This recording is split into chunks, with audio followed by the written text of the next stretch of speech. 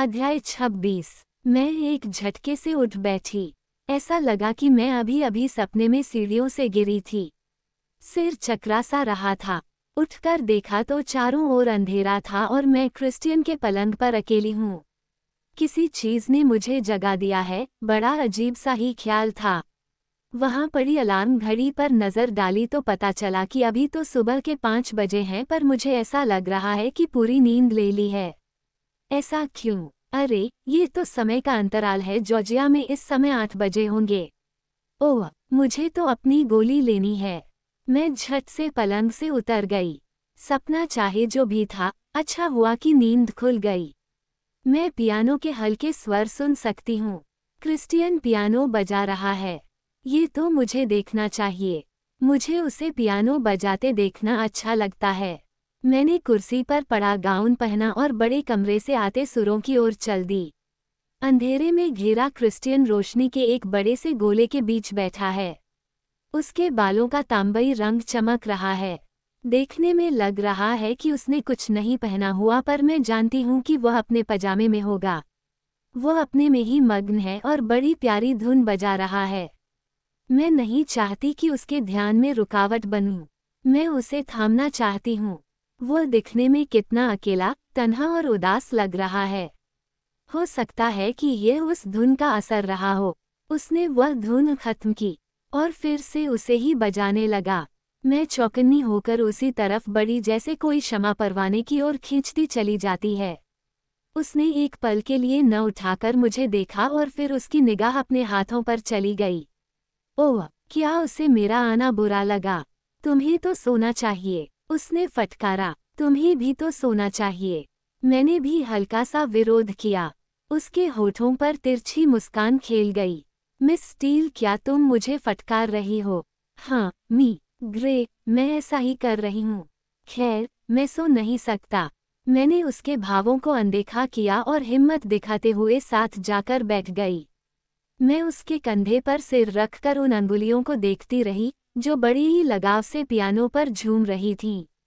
वो एक पल के लिए रुका और फिर से पियानो बजाने लगा। ये क्या था? शॉपिंग। तुम्हें पसंद आई? मुझे तुम्हारी हर चीज पसंद आती है। वह मुड़ा और मेरे बाल चूम लिए। मैं तुम्हें जगाना नहीं चाहता था। तुमने नहीं जगाया। कोई और धुन बजाओ, कोई और, वही बाग की धुन जो तुमने पहली रात बजाई थी जब मैं यहाँ रुकी थी। ओह, मासेलो। वह धीरे धीरे से जतन से धुन बजाने लगा। मैं उसकी ओर झुकी और आंखें बंद कर लीं। वे उदास और दुख में डूबे नोट्स हमारे आसपास तैरने लगे। मैं उसकी सुदनता में खो सी गई। काफी हद तक ये संगीत मेरी भावनाएं भी प्रकट कर रहा था। मैं इस असाधारण इंसान के दिल की गहराइयों तक जाना चाहती हूँ। मुझे इसकी उदासी को, उसके कारण को समझना है। जल्द ही धुन खत्म हो गई। तुम हमेशा उदास धुनें ही क्यों बजाते हो? मैंने सीधा बैठकर पूछा और उसने कंधे झटक दिए। तो तुम 6 साल की उम्र से पियानो बजा रहे हो? उसने हामी भरी। एक पल के बाद बोला, मैंने अपनी नई मॉम को खुश करने के लिए खुद को पियानो सीखने के लिए झोंक दिया था। उद्धरण चिन्ह ... ताकि तुम उस परिवार में जगह पा सको। हाँ, कह सकते हैं। तुम क्यों उठ गई? तुम्हें तो कल की थकान उतारनी चाहिए। मेरे लिए सुबह के 8 बजे हैं और मुझे अपनी गोली लेनी। उसने हैरानी से भान उठाई। बहुत अच्छी तरह याद है। बेशक जब समय का अंतराल आए तो थोड़ा हिसाब से ही चलना चाहिए, वरना गोली का असर कम हो सकता है। अभी आधे घंटे तक इंतजार करना होगा। तो इस दौरान हम क्या कर सकते हैं? मैं कुछ बातों के बारे में सोच सकता हूँ। उसकी बात सुनते ही मेरे मन में अजीब सा एहसास होने लगा। या हम बातें भी तो कर सकते हैं। मैंने सलाह दी। उसने एक भान उठाए। मैं तो वही ज्यादा पसंद करूँगा जो मेरे दिमाग में है। उसने मुझे गोद में खींच लिया। तुम तो हमेशा बात करने की बजाय सेक्स ही करना चाहोगे। मैं हंसी और खुद को उसकी बाहों में साथ लिया। सच, खासतौर पर तुम्हारे साथ। उसने मेरे बालों से नाक सटाते हुए कान से लेकर गर्दन तक चुंबनों की बौछार कर दी। हो सकता है कि हम मेरे पियानो पर कुछ करें। ओह, ये सोच ही मुझे सिहरा देने के लिए काफी थी। उसके पियानो पर मैं काम को सीधे तरीके से करना चाहता हूँ। उसने कामुक नजरों से देखा। भीतर बैठी लड़की को तो सुनकर ही स्वाद सा आ गया, पर मैं कुछ समझी नहीं। तुम कहना क्या चाहते हो मिस स्टील? हमेशा जानकारी पाने के लिए अधीर रहती हो। वैसे इस काम के लिए हमें क्या चाहिए? उसने फिर से चुंबन देने शुरू कर दिए। हम दोनों। मैं आंखें बंद करते हुए हौले से बोली। हमारे बारे में। उसने कंधे पर चूमने के बाद पूछा। वही अनुबंध। उसने मुझे हैरानी से देखकर आह भरी और मेरे गालों को अपनी अंगुलियों से थपथपाया। मेरे हिसाब से तो अनुबंध पर काफी समय से ध्यान ही नहीं दिया जा रहा। ध्यान नहीं दिया जा रहा। हाँ, हम अपने ही तरीके से चलते आ रहे हैं। पर तुम तो इस बारे में बहुत कठोर थे। खैर, वह तो पहले की बात है। नियम खत्म नहीं हुए, वे अब भी मौजूद हैं। उसके भाव थोड़े सख्त हो आए थे। पहले? किसके पहले? किसके पहले? और ज्यादा की मांग से पहले। उसके भाव फिर से अजीब हो आए। ओह, वैसे भी हम 2 बार प्लेरूम में हो आए हैं और तुम वहां से चीखते हुए नहीं भागी। क्या तुम चाहते थे कि मैं ऐसा करूं? एनेस्टेसिया, तुमसे कोई उम्मीद नहीं की जा सकती। उसने साफ शब्दों में कहा। तो साफ शब्दों में बात है ये है कि तुम मेरे द्वारा नियमों का पालन तो चाहते हो, पर जरूरी नहीं कि हम बाकी अनुबंध को भी मानें। हाँ, उन्हें केवल प्लेरूम में मानना होगा। मैं चाहता हूँ कि तुम वहाँ जाने के बाद अनुबंध को याद रखो और चाहूँगा कि नियमों को हमेशा और हर जगह याद रखो। इस तरह मुझे भरोसा रहेगा कि तुम सही सलामत हो और मैं तुम्हें जब जी चाहे लेने के लिए आज़ाद रहूँगा। अगर मैंने कोई नियम तोड़ा तो मैं तुम्हें सज़ा दूंगा, पर तुम्हें मेरी इजाज़त की भी ज़रूरत होगी। हाँ, वह तो लूँगा। और अगर मैंने इनकार किया तो? उसने मुझे एक पल के लिए बड़ी उलझन के साथ देखा। अगर तुम इनकार करोगी तो मुझे तुम्हें बहलाने के लिए कोई तरीका खोजना होगा। मैं उससे छिटक कर खड़ी हो गई। मुझे कुछ दूरी चाहिए। उसने हैरानी और बेचैनी से मिली जुली निगाहों से देखा। तो सज़ा वाले पन्ने बरकरार रहेंगे। हाँ, अगर तुमने नियम तोड़ा तो मुझे उन्हें दोबारा पढ़ना होगा। मैंने उन्हें याद करने की कोशिश की। मैं तुम्हारे लिए लेकर आता हूँ। अचानक ही उसके सुर में व्यावसायिक लहजा आ गया। वाह, ये सब तो एकदम से गंभीर हो गया। वह पियानो से उठा और स्टडी रूम में चल दिया। मेरी खोपड़ी भन आ गई। ओह, मुझे थोड़ी चाय पीनी होगी।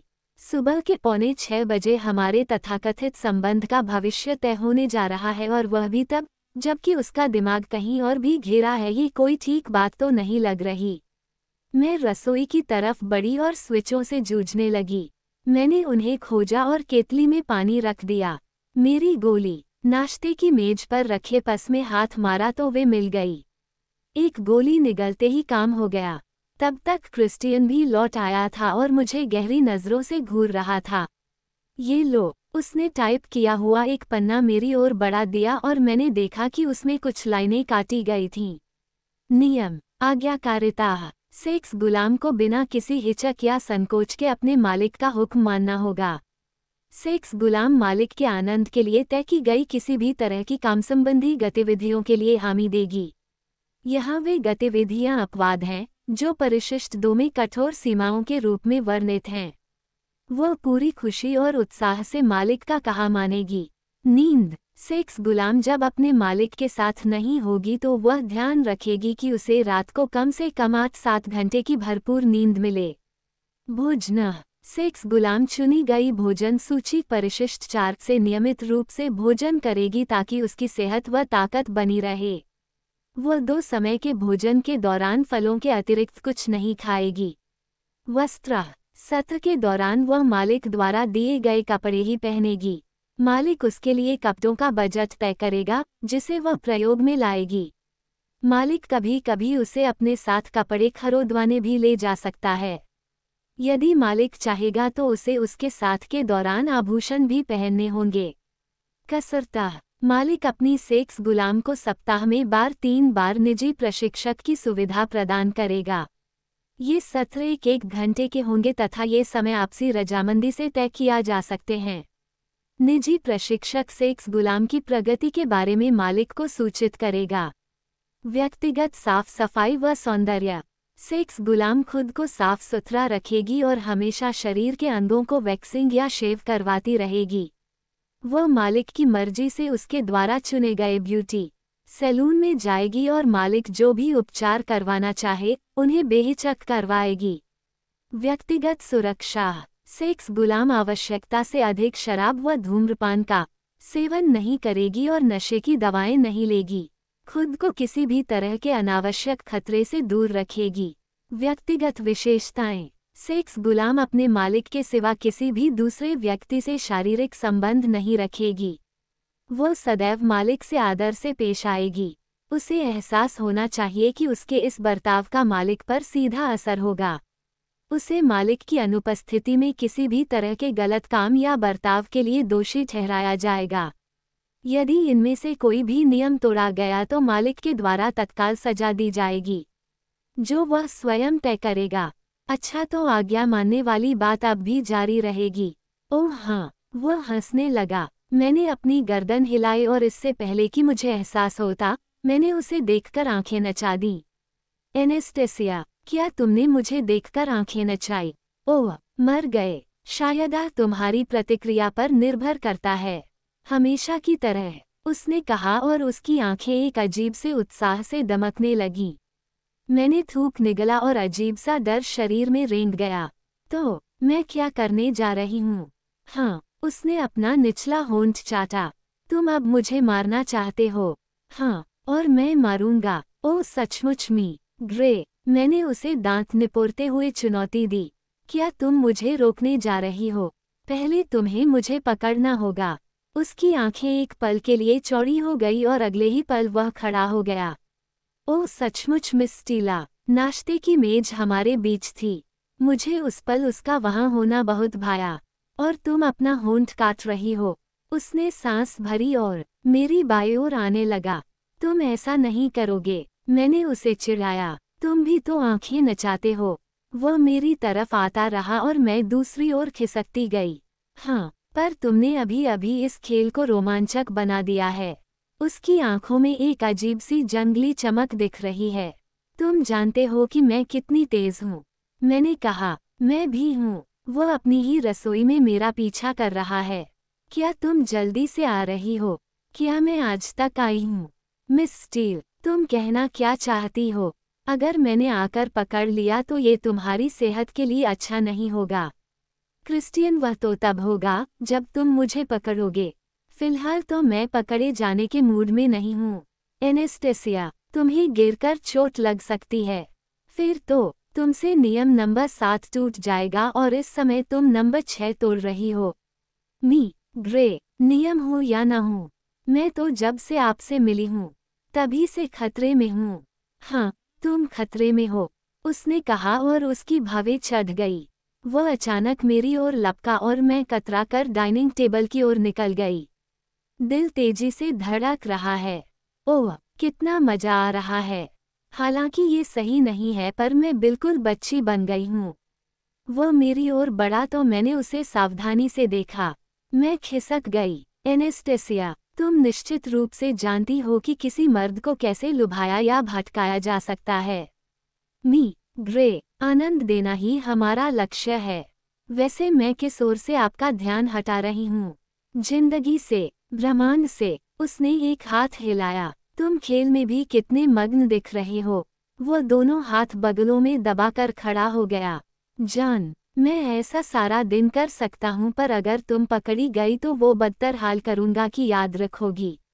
नहीं, तुम ऐसा नहीं करोगे। मुझे अपने पर इतना भरोसा भी नहीं करना चाहिए। मैं इस बात को मंत्र की तरह रटने लगी। सयानी लड़की तो जूते पहनकर भागने को तैयार बैठी है। कोई भी यही सोचेगा कि तुम मेरी पकड़ाई में नहीं आना चाहती। मैं नहीं आना चाहती, यही तो बात है। तुम अपने शरीर को छुए जाने के बारे में जैसे सोचते हो, उसी तरह की सोच मैं अपने लिए सजा के बारे में भी रखती हूँ। क्रिस्टियन का रूप एक पल में बदल गया।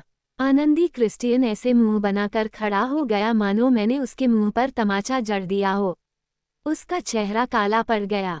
तुम्हें ऐसा लगता है? उसने कहा। उसके मुंह से वे 4 शब्द बड़े ही अलग तरीके से निकले।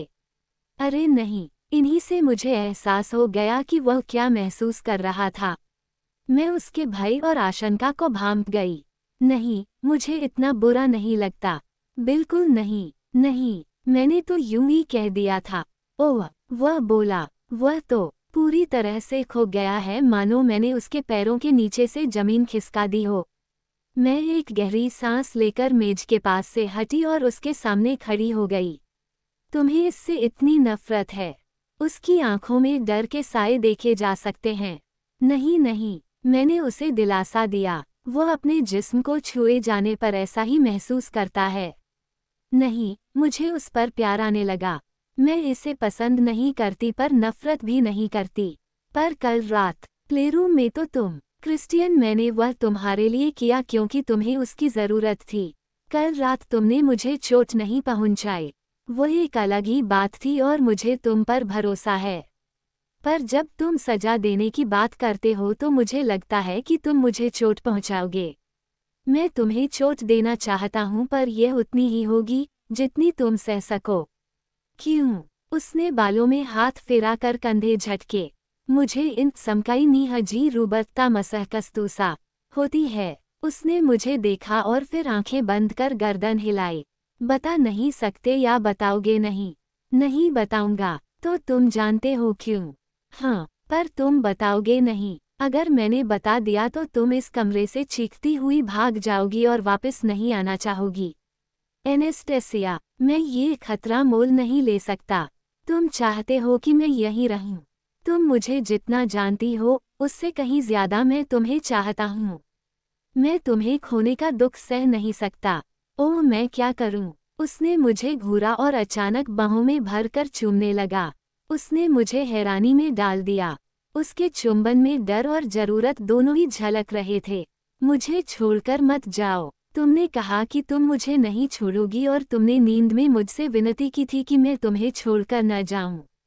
वह हौले से बोला, ओह, मेरे सपनों के कारनामे। मैं नहीं जाना चाहती। कलेजा फटने को आ रहा है। इस इंसान को मेरी जरूरत है। उसका डर मुझे साफ दिख रहा पर वह खोया हुआ है। अपने ही अंधेरों में खोया है। उसकी आंखें बहुत फैली और सताई हुई दिख रही हैं। मैं उसे सहला सकती हूँ, दिलासा दे सकती हूँ और उसे रोशनी में लाने में मदद कर सकती हूँ। मुझे दिखाओ। मैं बुदबुदाई, तुम्हें क्या दिखाऊं? मुझे दिखाओ कि सजा से कितनी चोट लग सकती है। क्या? मुझे सजा दो। मैं जानना चाहती हूँ कि यह कितनी बुरी हो सकती है। क्रिस्टियन मुझसे एक कदम परे खड़े होकर बेचैनी से देखने लगा। तुम कोशिश करोगी? हाँ, मैंने कहा कि मैं करूँगी। पर मेरा एक उद्देश्य भी है। अगर मैं ऐसा करूँ तो हो सकता है कि वो मुझे अपने आप को छूने की इजाज़त दे दे। उसने पलकें झपकाई। एना, तुम बड़ी उलझी हुई लड़की हो। मैं खुद परेशान और बेचैन हूँ। मैं इसे जानने की कोशिश में हूँ। इस तरह मैं और तुम जान जाएंगे कि मैं ऐसा कर सकती हूँ या नहीं। अगर मैं ऐसा कर सकी तो शायद तुम भी मुझे। मेरे शब्द वहीं थम गए पर वह जानता है कि मैं उसे छूने की बात कर रही हूँ। एक पल के लिए वह थोड़ा हिचकिचाया और मन ही मन जैसे सभी विकल्पों को तौलने लगा। अचानक ही उसने मेरा हाथ थामा और मुझे सीढ़ियों से ले जाते हुए प्लेरूम में ले गया। पीड़ा और आनंद, सजा और इनाम, उसके शब्द जाने कब से मेरे दिमाग में गूंजते रहते हैं। मैं तुम्हें दिखाऊंगा कि यह कितना बुरा हो सकता है और फिर तुम खुद ही सब तय कर सकती हो। वह दरवाजे के पास खड़ा हो गया। क्या तुम इसके लिए तैयार हो? मैंने हामी तो भरी पर चेहरे का सारा खून जैसे किसी ने सोख लिया। उसने दरवाजा खोला और मेरी बाजू पकड़े पकड़े दूसरे हाथ से बेल्टनुमा चीज रैक से निकाली। फिर वह मुझे कमरे के कोने में बने चमड़े के लाल बेंच के पास ले गया। बेंच पर झुको, वह हौले से बुदबुदाया। हाँ, मैं ऐसा कर सकती हूँ। मैं चमड़े के मुलायम सोफे पर झुक गई। उसने मेरा गाउन ऊंचा कर दिया। मुझे हैरानी हो रही थी कि उसने इसे उतारा क्यों नहीं। ओह, मुझे पता है कि मुझे इस वार से दर्द होने वाला है। मैं जानती हूँ। हम यहाँ इसलिए हैं क्योंकि तुमने हामी दी थी, एनेस्टेसिया, और तुम मुझसे दूर भागी। मैं तुम्हें इससे 6 बार मारने जा रहा हूँ और तुम मेरे साथ गिनोगी। वो इन सब बेहूदी चीज़ों को छोड़ क्यों नहीं देता? वो हमेशा मेरी सजा का पूरा आनंद लेता है। मैंने अपनी आंखें नचाई, क्योंकि मुझे पता था कि वो मुझे देख नहीं सकता। पता नहीं क्यों, जब उसने गाउन उठाया तो मुझे लगा कि उसने मुझे निर्वस्त्र कर दिया हो। उसने धीरे से सहलाया और बोला, मैं ऐसा इसलिए कर रहा हूँ ताकि तुम याद रखो कि तुम मुझसे दूर नहीं जाओ और हमारा साथ इतना रोमांचक है कि मैं तुमसे कभी अलग नहीं होना चाहूँगा। मैं भी तो यही चाहती हूँ। अगर वह बाहें फैलाकर बुलाएगा तो मैं उससे दूर छिटकने की बजाय हमेशा उसके पास ही जाऊंगी। उद्धरण चिन्ह dot dot dot dot dot. और तुमने मुझे देखकर अपनी आंखें नचाई। तुम जानती हो कि मुझे इन बातों से कैसा महसूस होता है। अचानक ही उसकी आंखों से उसके डर के साए हट गए और वो वहीं आ गया जहां से चला था। उसने जैसे मुझे छुआ और जिस तरह से सुर बदला, साफ देखा जा सकता था कि कमरे का माहौल बदल रहा था। मैंने आंखें बंद की और खुद को उस चोट के लिए तैयार कर लिया। ये बड़ी तेजी से पड़ा और सचमुच बेल्ट की चोट चुभन वाली थी। एनेस्टेसिया, गिनो, उसने हुक्म दिया। एक, मैं चिल्लाई और ऐसा लगा कि कोई धमाका हुआ हो। उसने फिर से वार किया। इस बार ये दर्द पूरी कमर में फैल गया। ओह, ये तो बुरी तरह से लगती है। दो, मैं चिल्लाई क्योंकि इससे जरा दर्द का असर घट रहा था। उसकी सांस उखड़ी हुई और बेचैन है, जबकि मैं अंदर ही अंदर ताकत पाने के लिए हिम्मत जुटा रही हूँ। बेल्ट ने फिर से मेरी चमड़ी पर वार किया। 3, अचानक ही मेरी आंखों से आंसू टपक पड़े। ओह, ये तो मेरी सोच से भी ज्यादा सख्त वार था। हाथ से फटकारने से तो कुछ भी दर्द नहीं होता जितना इससे हो रहा है। वो अपनी तरफ से कोई कसर नहीं छोड़ रहा। 4, मैं चीखी और अब तो आंसू गालों पर लुढ़कने लगे। मैं रोना नहीं चाहती। मुझे इसी बात से गुस्सा आ रहा है कि मैं रो क्यों रही हूँ। उसने फिर से वार किया। 5, मेरा गला रुंध गया और इसी पल में लगा कि मैं उससे कितनी नफरत करती हूँ। मैं एक और सह सकती हूँ। शरीर के पिछले हिस्से में तेज जलन हो रही है। 6, एक बार फिर दर्द की लहर दौड़ गई। मैंने सुना कि उसने बेल्ट फेंकी और मुझे बाहों में खींच लिया। वो पूरी तरह से बेदम है और मेरे लिए दया दिखा रहा है। मैं उसके पास नहीं होना चाहती। नहीं, जाने दो। मैंने खुद को उसकी पकड़ से छुड़ाते हुए पाया। मैं उसे पीछे धकेल रही हूँ, जूझ रही हूँ। मुझे मत छुओ, मैं फुफकारी। मैंने उसे आंखों में आंखें डालकर घूरा और वह चकित भाव से मुझे देखे जा रहा है। तुम्हें ये सब पसंद है? मुझे इस हाल में लाना, मैंने गाउन के बाजू से मुंह पोंछते हुए कहा। उसने हैरानी से ताका। मैंने आज तक तुमसे बड़ा हरामजादा नहीं देखा। एना, वह गिड़गिड़ाया। खबरदार, मुझे एना कहा। ग्रे, तुझे अपने इन काले कारनामों से खुद ही निपटना होगा। मैं मुड़ी और चुपचाप उस कमरे से निकल गई। बाहर जाकर दरवाजे के पास ही पीठ टिकाकर सोचने लगी कि मैं कहाँ जाऊं। क्या मैं भाग जाऊं? क्या मैं यहीं रुकूं? मैं गुस्से से पागल हो रही हूँ। गालों पर बहते आंसुओं को सख्ती से पोंछ दिया। मैं चाहती हूँ कि कहीं शरीर को सिकोड़कर लेट जाऊं और अपने बिखरे विश्वास को सहेजने की कोशिश करूं। मैं इतनी पागल कैसे बन गई? बेशक इस प्रक्रिया में चोट तो आनी ही थी। मैंने अपना पिछला हिस्सा सहलाया। आह, ये तो सूज गया है। कहाँ जाऊं? उसके कमरे में नहीं, मेरे कमरे में। या वह कमरा मेरा होगा? नहीं, मेरा है। मेरा था। तभी वह चाहता था कि मैं अपने पास एक कमरा लूं। वह जानता था कि मुझे उससे दूरी रखने की जरूरत होगी। मैं उसी दिशा में चल दी। कमरे में अंधेरा था। मैं पलंग पर आराम से लेट गई। गाउन को अपने आसपास लपेटा और तकिए में मुंह छिपाकर जोर जोर से सुबकियां भरने लगी।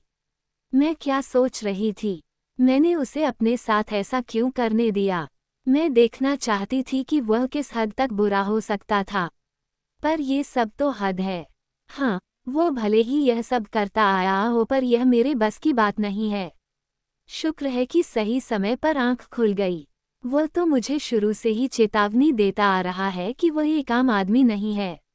उसकी कुछ जरूरतें हैं और मैं वे पूरी नहीं कर सकती। मुझे अब जाकर एहसास हुआ है। मैं कभी नहीं चाहूंगी कि वो मुझे दोबारा ऐसे मारे। वह 2 बार मुझे मार चुका है। क्या उसके लिए ये सब एक खेल है? क्या अभी उसका दिल नहीं भरा?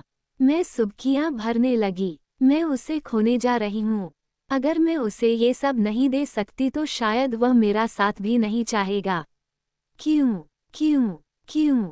मैं इस 50 शेड्स के प्यार में पड़ी ही क्यों? क्यों?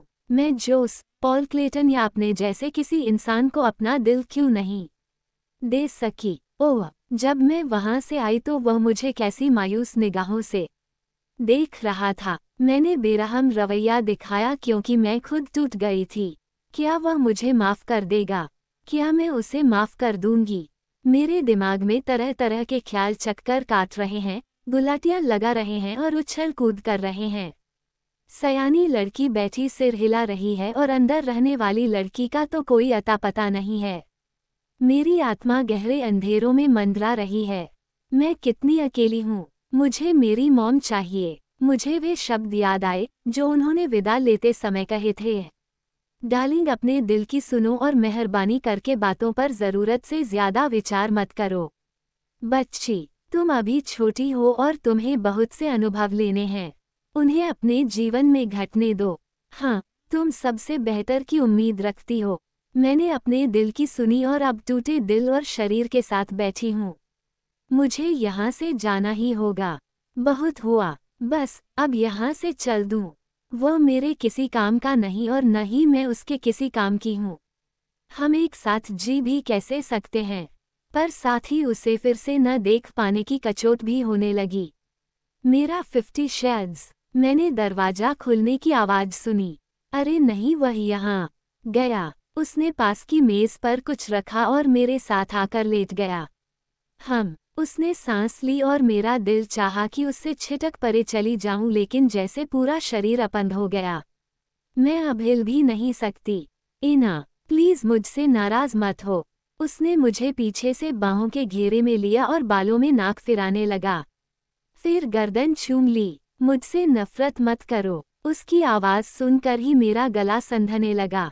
मेरा दिल कचोट रहा है और मैं सुबकियां भरने लगी। वो मुझे लगातार चूमता रहा, पर आज उसका एक भी चुंबन मुझे अच्छा नहीं लगा रहा है।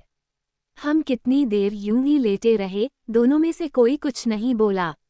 उसने मुझे थामे रखा और धीरे धीरे मेरा रोना थम गया। सुबह होने पर भी हम यूं ही लेटे रहे।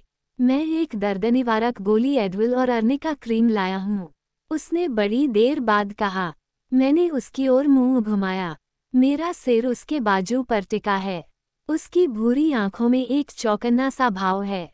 मैं उसके खूबसूरत चेहरे को ताक रही हूँ। वो कुछ ही समय 476% रात के 9:50 गया। उसने पास की मेज पर कुछ रखा और मेरे साथ आकर लेट गया। उसने सांस ली और मेरा दिल चाहा कि उससे छिटक परे चली जाऊं, लेकिन जैसे पूरा शरीर अपंग हो गया। मैं अब हिल भी नहीं सकती। इना, प्लीज मुझसे नाराज मत हो। उसने मुझे पीछे से बाहों के घेरे में लिया और बालों में नाक फिराने लगा। फिर गर्दन चूम ली। मुझसे नफरत मत करो। उसकी आवाज़ सुनकर ही मेरा गला संधने लगा। मेरा दिल कचोट रहा है और मैं सुबकियां भरने लगी। वो मुझे लगातार चूमता रहा, पर आज उसका एक भी चुंबन मुझे अच्छा नहीं लगा रहा है। हम कितनी देर यूं ही लेटे रहे, दोनों में से कोई कुछ नहीं बोला। उसने मुझे थामे रखा और धीरे धीरे मेरा रोना थम गया। सुबह होने पर भी हम यूं ही लेटे रहे। मैं एक दर्द निवारक गोली एडविल और अर्निका क्रीम लाया हूँ, उसने बड़ी देर बाद कहा। मैंने उसकी ओर मुंह घुमाया। मेरा सिर उसके बाजू पर टिका है। उसकी भूरी आंखों में एक चौकन्ना सा भाव है। मैं उसके खूबसूरत चेहरे को ताक रही हूँ। वो कुछ ही समय में मेरे लिए कितना प्यारा बन गया है। वो बिना कुछ कहे अपलक भाव से मुझे ही ताक रहा है। ओह, ये कितना सुंदर है। जी करता है कि बस देखते ही रहो।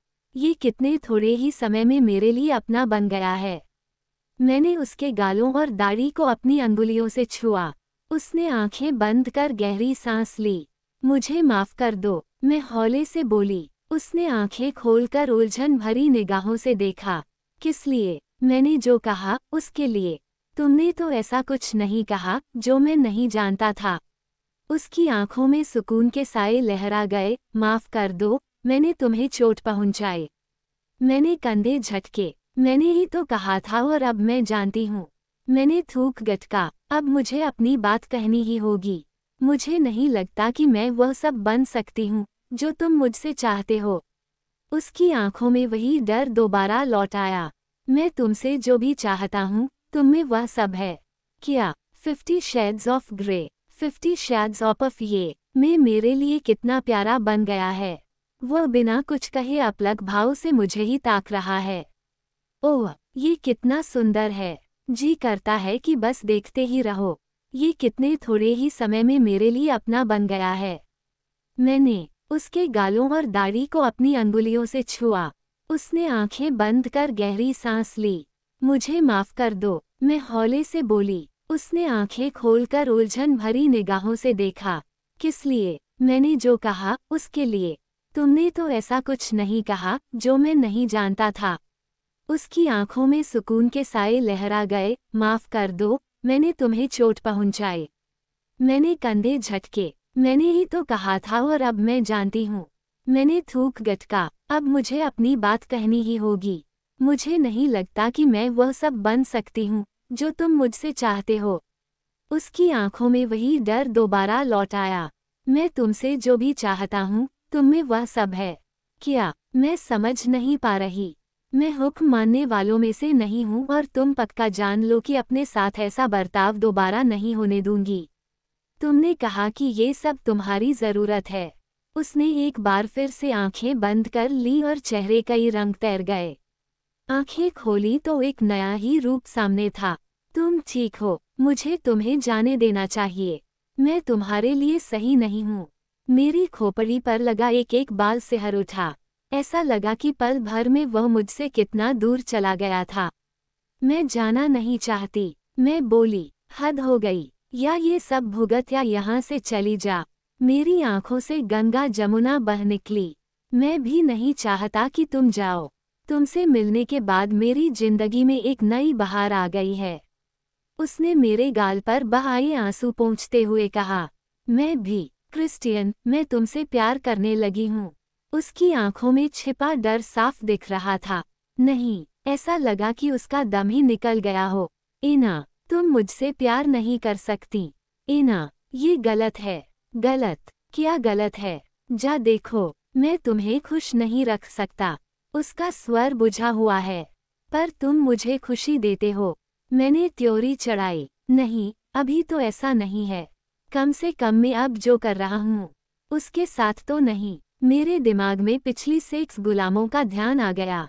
बेचारी लड़कियां, शायद यही इनके मेल में कमी आई होगी। क्या हम इन चीजों से कभी उबर नहीं सकते? मेरा सिर भन्ना रहा है। उसने अपनी गर्दन हिलाई। मैंने आंखें बंद कर लीं। मैं उसे देख नहीं पा रही। तो मैं जाना चाहूंगी। मैं हल्की कराह के साथ उठी। नहीं, मत जाओ। वह भयभीत लगा। मेरे यहाँ रहने का कोई तुक नहीं है। अचानक ही मैं थकान महसूस कर रही हूँ और यहाँ से जाना चाहती हूँ। मैं पलंग से उतरी तो वह पीछे पीछे आ गया। मैं कपड़े बदलने जा रही हूँ।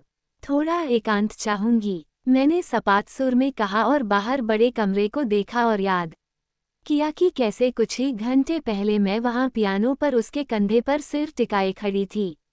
तब से कितना कुछ घट गया है। मेरी आंखें खुल गई हैं और मैंने जान लिया है कि वो मेरे प्यार के लायक नहीं है। मेरा डर सामने आ गया है। अजीब बात यह है कि इससे मुझे आज़ादी का सा एहसास हो रहा है। दर्द इतना है कि मैंने उस ओर ध्यान न देने की सोच ली है। ऐसा लगता है कि शरीर सुन्न हो गया है, मानो मैं खुद ही शरीर से परे हटकर उसकी दुर्दशा देख रही हूँ। मैं झट से नहाए और सब कुछ मशीनी तरीके से करती गई। बॉडी वॉश से साबुन निकाला, शरीर पर मला, पानी से नहाकर शरीर पोंछा। बाल नहीं धोए थे इसलिए शरीर को सुखाने में देर नहीं लगी। अपने सूटकेस से निकाली गई जीन्स और टी शर्ट पहनी। जीन्स पहनते समय हुए दर्द ने एक बार सब याद दिला दिया।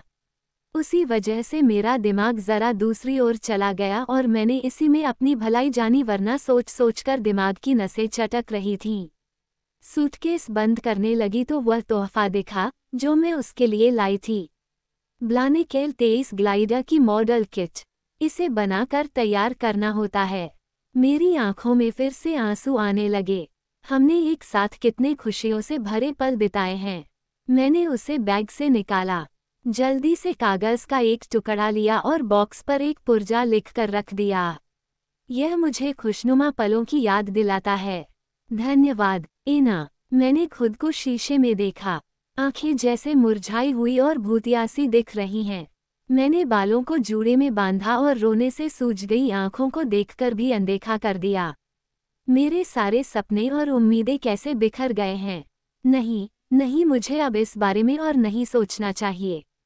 अभी नहीं और कभी नहीं।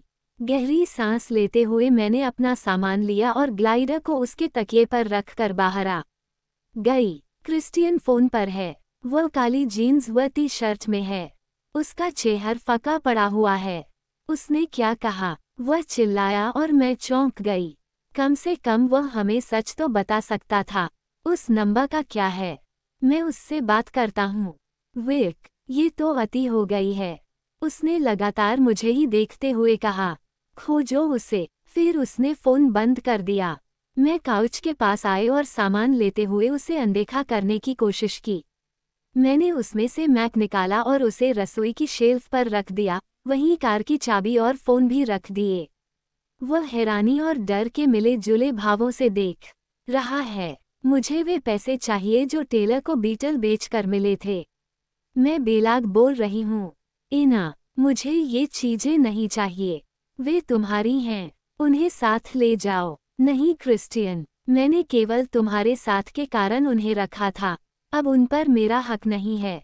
एना, ऐसे मत कहो। जरा सोचकर बोलो। वो इन हालात में भी मुझे फटकारने से बाज नहीं आया। मैं ऐसी कोई चीज नहीं रखना चाहती जो मुझे तुम्हारी याद दिलाए। मुझे बस मेरी कार के पैसे दे दो। क्या तुम सचमुच मेरा दिल दुखाने की कोशिश कर रही हो? नहीं, बेशक नहीं। मैं तुमसे प्यार करती हूँ। मैं ऐसा नहीं कर रही है। मैं खुद को बचाने की कोशिश कर रही हूँ क्योंकि तुम मुझे उस तरह नहीं चाहते जैसे कि मैं तुम्हें चाहती हूँ। प्लीज एना, वो सामान ले जाओ। क्रिस्टियन, मैं लड़ना नहीं चाहती। मुझे मेरे पैसे दे दो। उसने आंखें सिकुड़ों पर। मैं आज उससे डर नहीं रही। क्या चेक ले लोगी? हाँ, तुम इस काम में तो होशियार हो।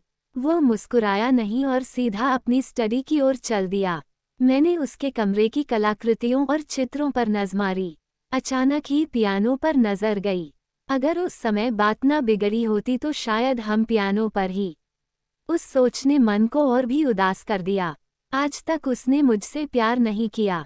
क्या कभी किया है? हमने हमेशा शरीर का नाता जोड़ा है, मन का नाता तो कभी जुड़ा ही नहीं। क्रिस्टियन लौटा और मुझे एक लिफाफा थमा दिया। टेलर को अच्छे पैसे मिले। वो एक क्लासिक गाड़ी थी, तुम उससे पूछ लेना। वो तुम्हें घर छोड़ देगा। उसने मेरे कंधे की ओर संकेत किया। मैंने मुड़कर देखा तो टेलर हमेशा की तरह सूट बूट में लैस खड़ा दिखा। नहीं, ठीक है, मैं खुद जा सकती हूँ। धन्यवाद। क्या तुमने हर कदम पर मुझे नीचा दिखाने की ठान ली? मैं अपनी आदतें क्यों बदलूं? मैंने माफी मांगने के अंदाज में कंधे झटके।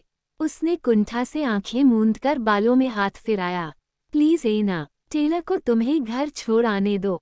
मैं कार लाता हूँ। Miss steel. टेलर ने अपना हक जताया और चला गया। मैंने मुड़कर क्रिस्टियन को देखा।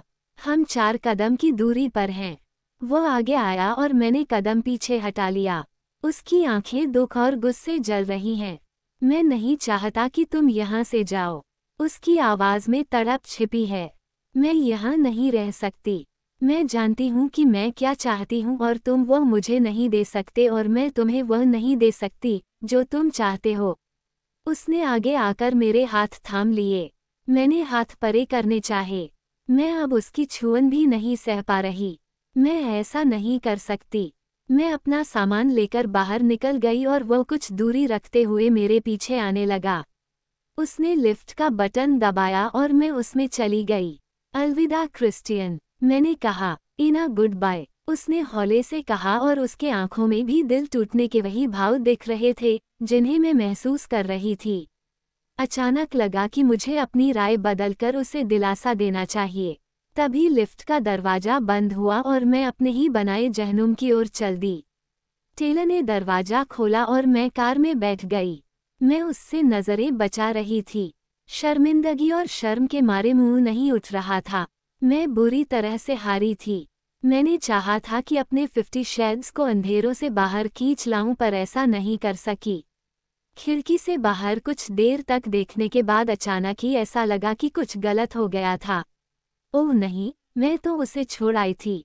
वह मेरी जिंदगी का इकलौता मर्द था जिसे मैंने चाहा था। इकलौता मर्द जिसे मैंने अपना शरीर सौंपा। अचानक ही दर्द की लहर दौड़ उठी।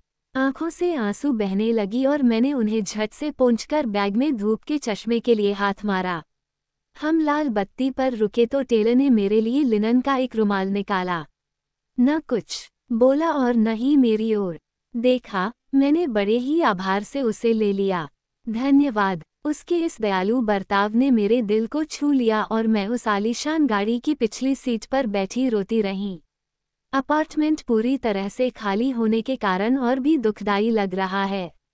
मैं यहाँ कुछ ही दिन रही हूँ, इसलिए अभी घर जैसा एहसास भी नहीं होता। मैं अपने कमरे में गई और सीधा जूतों सहित पलंग पर गिर गई। वहीं बिना हवा का हेलीकॉप्टर वाला गुब्बारा भी टंगा है। चार्ली टेंगो भी मेरी तरह ही लग रहा है। मैंने गुस्से में आकर उसे वहां से उतारा, पर फिर अपने गले से लगा लिया। ओह, मैंने क्या कर दिया। मेरा दर्द सहन नहीं हो पा रहा। मानसिक दर्द, शारीरिक दर्द, ये दर्द तो चारों ओर है। यह मेरी हड्डियों तक में घुसा पड़ा है। दुख, मैंने तो इसे खुद ही मोल लिया है। अंदर ही अंदर भीतर रहने वाली लड़की बुरी तरह से कुड़ी पड़ी है। उसे मेरी हरकत पसंद नहीं आई। इस तकलीफ के आगे बेल्ट की मार से हुआ दर्द तो कुछ भी नहीं है। मैं गुब्बारे और टेलर के रुमाल के साथ ही वहीं सिकुड़ कर लेटी रही और अपने आप को इस दुख के हवाले कर दिया। 50 शेड्स ट्रायोलॉजी, रोमांटिक और पूरी तरह से मदहोश बना देने वाले उपन्यासों की ऐसी श्रृंखला जो आपके दिल पर छा जाएगी, दीवाना बना देगी और हमेशा के लिए आपकी हो जाएगी। 50 शेड्स डार्कर, E.L. जेम्स। इसके बाद ग्रे और एना ने क्या किया। 50 शेड्स ट्रायोलॉजी का दूसरा नशे और मस्ती से भरपूर उपन्यास। युवा उद्यमी ग्रे के गहरे काले रहस्यों से पीड़ित एना स्टील अपने संबंध को तोड़कर आगे बढ़ जाती है ताकि एक U.S. प्रकाशन गृह के साथ नए करियर की शुरुआत कर सके। पर दिन रात सोते जागते ग्रे की सोच उसका पीछा नहीं छोड़ती। जब ग्रे एक नई व्यवस्था के साथ दोबारा सामने आता है तो वह इनकार नहीं कर पाती। जल्दी वह उस इंसान के बिखरे अतीत के कुछ पन्नों का इतिहास जान लेती है। उसने कभी सोचा तक न था कि उसका 50 शेड्स जिंदगी के इतने कड़वे 50 रंग देख चुका था। पर जब ग्रे अपने ही भीतरी राक्षसों से लड़ रहा है तो एना को अपने जीवन का एक अहम फैसला लेना है। एक ऐसा फैसला जिसे केवल वही अकेले ले सकती है।